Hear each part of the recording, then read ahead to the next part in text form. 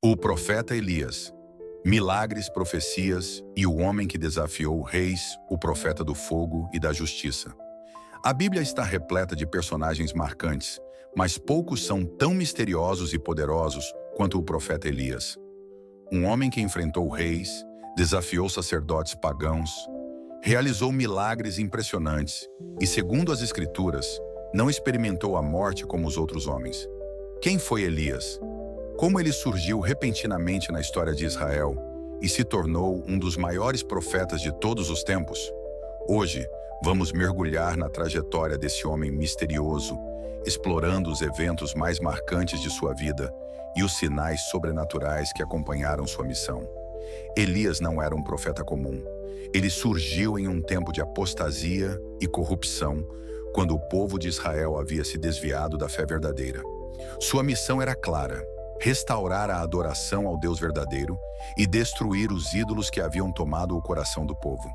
Para isso, ele realizou atos que até hoje desafiam a lógica e intrigam estudiosos. Prepare-se para conhecer as histórias mais incríveis do profeta Elias e descobrir como ele se tornou uma das figuras mais enigmáticas das Escrituras. O profeta que fez a chuva parar. O primeiro grande feito de Elias registrado na Bíblia aconteceu quando ele desafiou o rei Acabe. Esse monarca, influenciado por sua esposa, Jezabel, havia levado Israel à idolatria, adorando Baal, o falso deus da fertilidade e da chuva. Sem medo, Elias apareceu diante do rei e anunciou um castigo divino. Vive o Senhor, Deus de Israel, que diante de quem estou, que nestes anos não haverá orvalho nem chuva, senão segundo a minha palavra. Elias não apenas profetizou a seca, ele a controlou. Durante 3 anos e meio, nenhuma gota de chuva caiu sobre a terra, causando fome e desespero. O povo começou a questionar a legitimidade de Baal, pois se ele era o Deus da chuva, por que não conseguia reverter a seca? Enquanto isso, Elias foi instruído por Deus a se esconder junto ao ribeiro de Querite. Lá, ele sobreviveu de maneira sobrenatural. Corvos traziam pão e carne para ele todos os dias. Esse detalhe reforça a narrativa de que Elias era um homem sustentado diretamente pelo poder divino. Quando o ribeiro secou, Elias foi enviado a Sarepta, onde uma viúva estava prestes a morrer de fome com seu filho. Ele pediu que ela lhe desse o último pedaço de pão que tinha, prometendo que o azeite e a farinha em sua casa não se esgotariam. E assim aconteceu. A provisão foi multiplicada até o fim da seca. Esses eventos mostraram que Elias não era apenas um profeta com palavras poderosas. Ele tinha controle sobre os elementos e era sustentado diretamente por Deus. O desafio no Monte Carmelo, o fogo do céu. Após 3 anos e meio de seca, Elias retornou para confrontar Acabe. Ele propôs um desafio épico no Monte Carmelo para provar de uma vez por todas quem era o verdadeiro Deus. Os sacerdotes de Baal, cerca de 450 homens, deveriam preparar um altar e pedir que seu Deus respondesse com fogo. Eles clamaram, gritaram, dançaram e até se cortaram, mas nada aconteceu. Então chegou a vez de Elias. Ele reconstruiu o altar do Senhor, cavou uma vala ao redor e encharcou tudo com água para mostrar que não havia truques.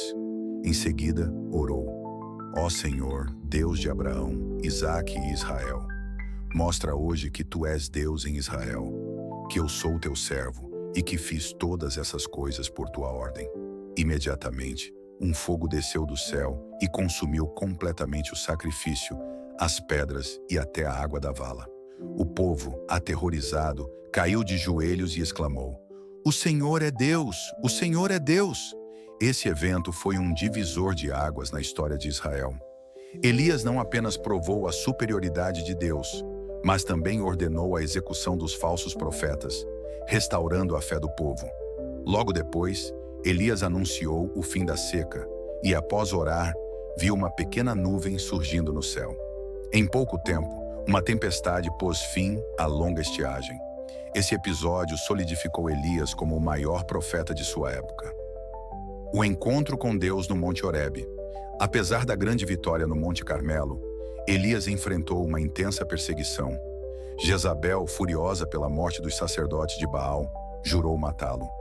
O profeta fugiu para o deserto, deprimido e exausto, desejando morrer. Mas Deus não o abandonou. Ele enviou um anjo que lhe trouxe pão e água, fortalecendo-o para uma jornada de 40 dias até o Monte Horebe. Lá, Elias teve uma experiência única.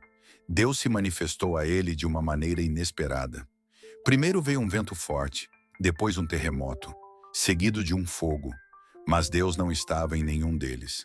Então, um sussurro suave se fez ouvir, e Elias entendeu que era o próprio Senhor falando com ele. Essa experiência ensinou que Deus nem sempre se manifesta em grandes sinais, mas também no silêncio e na intimidade da fé. Os últimos dias e a ascensão ao céu. Nos últimos anos de seu ministério, Elias treinou Eliseu como seu sucessor. Em sua última jornada, Elias e Eliseu atravessaram o Rio Jordão de maneira milagrosa. Elias bateu seu manto na água e ela se abriu, permitindo que passassem a pé enxuto. Então, aconteceu algo que nenhum outro ser humano experimentou. Uma carruagem de fogo, puxada por cavalos flamejantes, surgiu dos céus e arrebatou Elias em um redemoinho. Ele desapareceu diante dos olhos de Eliseu, sem nunca experimentar a morte.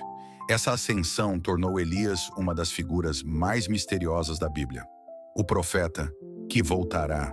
Elias não apenas marcou a história de Israel, mas também se tornou uma figura profética do futuro.